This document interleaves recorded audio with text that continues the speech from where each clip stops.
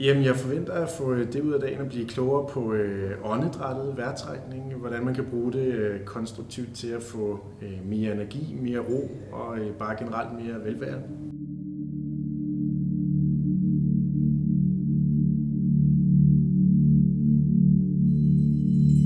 Mit navn er Esben Sejer, og jeg har et lille firma, der hedder nogravity.dk, hvor jeg arbejder nu med åndedrættet.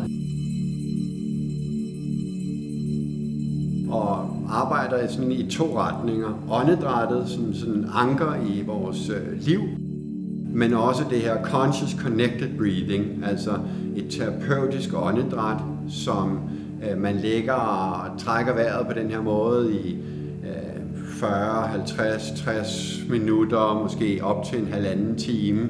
Og igennem det kan vi tappe ned i vores underbevidsthed, eller vi kan rydde op i gamle traumer, og vi behøver ikke engang vide, hvad det er nødvendigvis. Det kan også give et klarsyn omkring, hvilken retning man gerne vil i livet.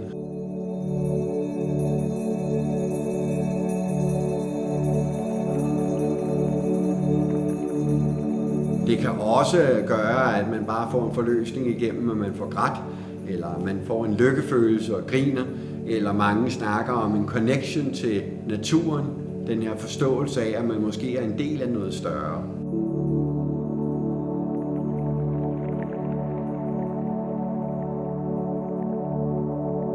Det er svært at beskrive med få ord, men man får lyst til at tage sin vejrtrækning mere seriøst. Og man får lyst til at være et bedre menneske, synes jeg egentlig.